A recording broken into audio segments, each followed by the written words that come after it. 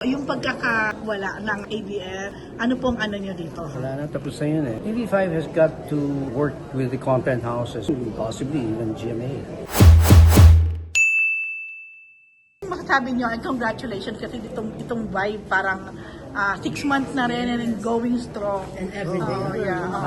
Happy with them and happy with Vibes and the Vibe Jocks. And I hope they keep it up, keep that energy level high, and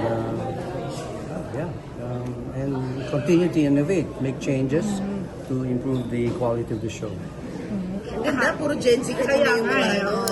Kayo din po ba na-excite in a way dito sa habang pinapanood nyo sila? They blend the old with the new because the new ones I'm not very familiar, right?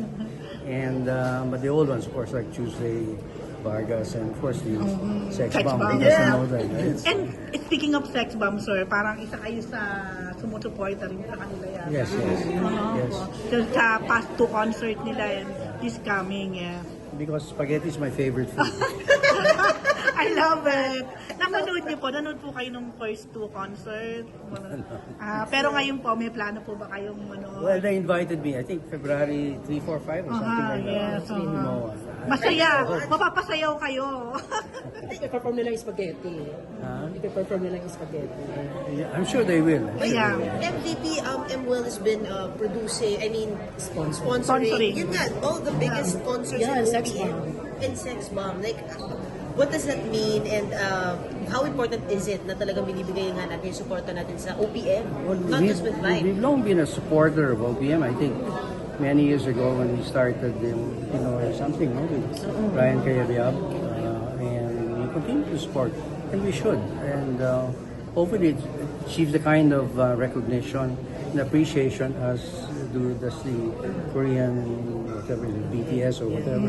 Yeah. Because we have excellent singers, and we just need to market and sell properly to the world. MVP dito po sa TV5, ano po ang mga aabangan ngayong 2026? Marami. We've been meeting so many times in the past 2 weeks or so, and gives one hope. Last na lang po, tanong ko na po, yung wala ng ABS, ano po, kasi may mga naglalabasan po ngayon na parang, ano pong ano nyo dito? Wala na, tapos na yun eh. It's regretful, but it is what it is, right? Pero fighting pa rin, go pa rin po, of course.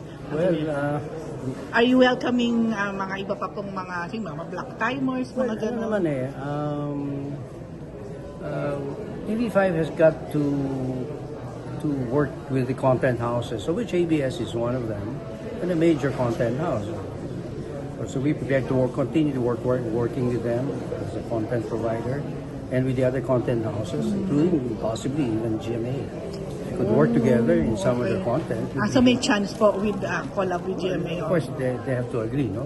But we're open. We want to be to quote the president, friends of everyone and enemy of no one, right? So that's what it is. This industry is too small to be overly competitive, right? So, Thank you so much. Thank you, sir.